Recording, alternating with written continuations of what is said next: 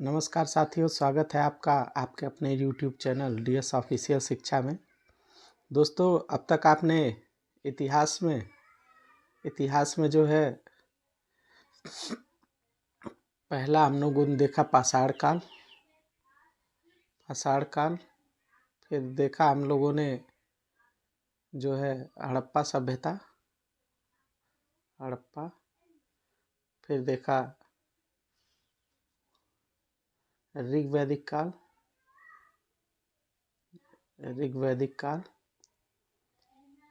अब देखिए फिर उसके बाद उत्तर वैदिक काल। अब देखेंगे जो है सिकंदर तक। हमने कुछ भाग देख लिया था कल, सिकंदर तक। अब आज देखेंगे सिकंदर के आक्रमणों के बारे में और देखेंगे मौर्य वंश के बारे में देखेंगे। तो आइए आज के क्लास का शुरुआत करते हैं।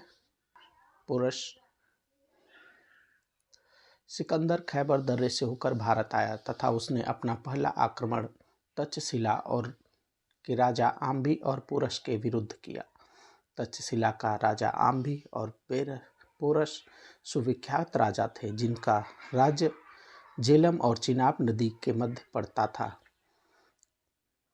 तक्षशिला के शासक आम्भी ने सिकंदर के सामने समर्पण कर दिया। झेलम नदी के किनारे पहुंचने पर सिकंदर का पहला और सबसे शक्तिशाली प्रतिरोध पुरुष ने किया था। हाइडेस्पीस यानी वितस्ता, आधुनिक में इसको झेलम बोलते हैं। पुरुष और सिकंदर ने मध्य झेलम नदी के किनारे सुप्रसिद्ध विशस्ता युद्ध किया, जिसमें सिकंदर ने पुरुष को पराजित कर दिया। तो आपने सिकंदर को देखा कि उसने कैसे पुरुष को और जो है आम्भी को पराजित किया। उसके बाद फिर मगध पर नंद वंश का शासन था। मगध साम्राज्य की बात आ गई तो मगध पर जो है नंद वंश का शासन था और उसकी सेना में सिकंदर से कहीं अधिक विशाल सेना थी, सिकंदर से बड़ी सेना, जिसके कारण सिकंदर की सेना ने आगे बढ़ने तथा युद्ध करने से इनकार कर दिया। सिकंदर ने दुख भरे स्वर में कहा, मैं उन दिलों में उत्साह भरना चाहता हूं जो निष्ठाहीन और कायरता से डर से दबे हुए हैं। सिकंदर ने अपने सैनिकों को उत्साहवर्धन के लिए कहा। वह भारत में 19 महीने 326 से 25 ईसा पूर्व तक रहा। इस दौरान उसने हमेशा युद्ध किया। सिकंदर ने 2 नगर बसाए थे, जिनमें पहला नगर बुकेफाला झेलम नदी था, दूसरा निकाया नगर विजयनगर था, जिसमें उसने पोरस पर विजय की स्मृति में बसाया था। फिर आइए मौर्य वंश के बारे में देखते हैं। तो 10 संस्थापक, मतलब मौर्य वंश का संस्थापक जो है चंद्रगुप्त मौर्य, उसके पुत्र फिर बिंदुसार हुए, फिर नेचवस पुत्र अशोक, मास्की अभिलेख, अशोक पुराण, अशोक वर्धन प्रतिलिपि, ब्रह्मलिपि, प्रियदर्शी, अशोक के उत्तराधिकारी दशरथ, बंधुपालित, आजीवक और धर्मोपासक थे। संप्रति जैन का उपासक 324 से 115 ईसा पूर्व और साली सुख था। फिर देववर्मन आया। उसके बाद जो है आइए अब चंद्रगुप्त मौर्य के बारे में देखते हैं। 322 ईसा पूर्व से 298, 24 वर्षों का शासन। मौर्य राजवंश की स्थापना चंद्रगुप्त मौर्य ने की थी। चंद्रगुप्त ने कौटिल्य के नाम से विदित चाणक्य की सहायता से नंद राजवंश को नष्ट कर दिया। मौर्य वंश का शासन स्थापित किया और ब्राह्मण परंपरा के अनुसार चंद्रगुप्त की माता शूद्र जाति का मूरा नामक स्त्री थी जो नंदों के रनवास में रहती थी। बौद्ध परंपरा से ज्ञात होता है कि नेपाल के तराई से लगे गोरखपुर में मौर्य नामक क्षत्रिय कुल के लोग रहते थे। संभवतः चंद्रगुप्त इसी वंश का था। मौर्य ने बहुत ही विस्तृत प्रशासन तंत्र स्थापित किया। इसकी झलक में हमें मेगास्थनीज की पुस्तिका इंडिका और कौटिल्य के अर्थशास्त्र में देखने को मिली। उत्तर पश्चिम में हिंदू कुश से लेकर दक्षिण में उत्तरी कर्नाटक तथा पूर्व में मगध से लेकर पश्चिम में सौराष्ट्र तक था। मेगास्थनीज यूनान का राजदूत जिसे सेल्यूकस ने चंद्रगुप्त मौर्य के दरबार में भेजा था, इसने अपनी पुस्तक इंडिका की रचना की। इस पुस्तक में केवल पाटलिपुत्र का ही नहीं अपितु संपूर्ण मौर्य साम्राज्य के शासन का विवरण मिलता है। इंडिका में मौर्य काल के प्रशासन, समाज, अर्थव्यवस्था पर महत्वपूर्ण प्रकाश डाला गया। पाटलिपुत्र, कौशाम्बी, उज्जैनी, तक्षशिला प्रमुख नगर थे। मौर्य की राजधानी पाटलिपुत्र की प्रशासन 6 समितियां करती थी। समितियों के 5-5 सदस्य होते थे। उद्योगों एवं शिल्पों के निरीक्षण करती थी। विदेशियों की आवाजाही पर निगरानी, जन्म मरण का ब्यौरा, व्यापार और वाणिज्य की देखभाल, वस्तुओं के विक्रय का निरीक्षण, विक्रय कर वसूल करना। मेगास्थनीज के अनुसार सैनिक प्रशासन के लिए 30 अधिकारियों की एक परिषद थी जो 5-5 सदस्यों की 6 समितियां पैदल, घुड़सवार, हाथी, रथ, नाव और सवारी में विभक्त थी। बिंदुसार 298 से 273 ईसा पूर्व। बिंदुसार चंद्रगुप्त मौर्य का पुत्र था। यूनानियों ने इसे अमित्रकेट्स या अमित्रघात कहा, जिसका अर्थ शत्रु का नाश करने वाला है। बिंदुसार आजीवक संप्रदाय को मानता था।